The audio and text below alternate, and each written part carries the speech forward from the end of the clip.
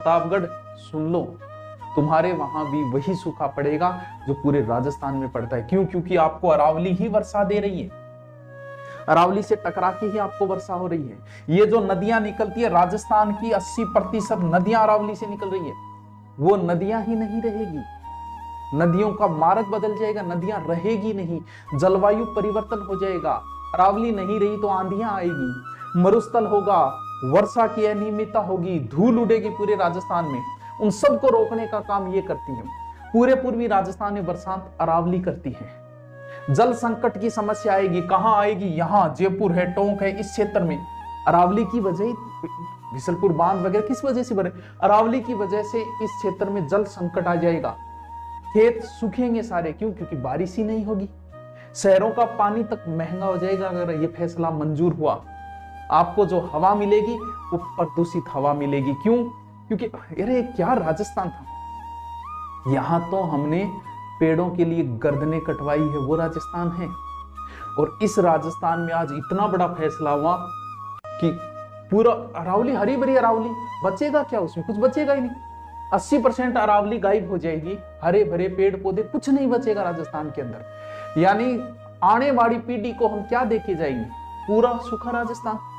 दिल्ली जहां प्रदूषण में विश्व में माना जाने लगा है, उस दिल्ली को अगर प्रदूषण मुक्त करता है तो ये अरावली ही करती है। अरावली रोक लेती है प्रदूषण को। यहाँ जब यहाँ अरावली नहीं रही तो पूरा प्रदूषण आपके दिल्ली में वही आएगा, प्रदूषित हवा आएगी वहां।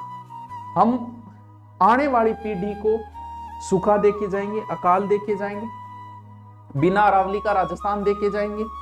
ये सारी धाराएं टूट जाएगी, ना पानी हम देके जाएंगे, आने वाली पीढ़ी को जल संकट देके जाएंगे। विकास का मतलब विनाश नहीं है। अगर अरावली को काट दिया, हजारों साल लगे इसे बनने में, क्या आपके पास ऑप्शन है कि आप उसे बाद में बना सकोगे? नहीं बना सकोगे। ये तो प्रकृति की है। अगर आपने इसे काट दिया, जिस पहाड़ को आपने काट दिया, उसको कैसे बनाओगे बाद में? तो उसके बाद में कोई समाधान नहीं हो पाएगा।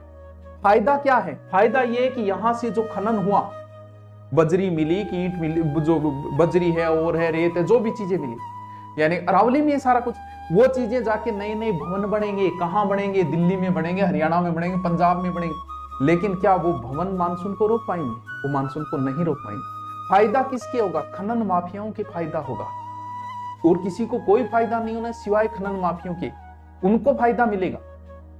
बात यह कि आप और हम क्यों जागे? ये लड़ाई जो है वो ना सुप्रीम कोर्ट की लड़ाई है, ना हाई कोर्ट की लड़ाई है, ना सरकार की लड़ाई है, ये समाज की लड़ाई है। हमारे आने वाली पीढ़ी के भविष्य की लड़ाई है ये। आने वाला समय बहुत बुरा है।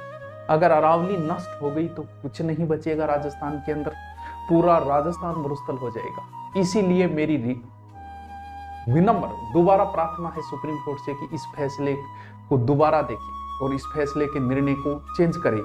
क्योंकि नहीं पता, कई बार भी धीरे धीरे पता चलता है कि अरावली अगर नष्ट हुई तो कितना नुकसान होगा। तो दोबारा देखिए सुप्रीम कोर्ट और इस फैसले के प्रति जनता के हक में, क्यों? क्योंकि हमारे पूरे राजस्थान के हक में फैसला करें। क्योंकि अरावली नहीं रही तो अरावली रहे बिना क्या रो राजस्थान। तो ये अरावली का है मुद्दा, और मैं चाहता हूं कि आप भी शामिल हो, किसी भी माध्यम से आप सरकार तक न्यूज पहुंचाओ कि ये फैसला गलत है सरकार का। बिना अरावली का कोई राजस्थान नहीं बचा।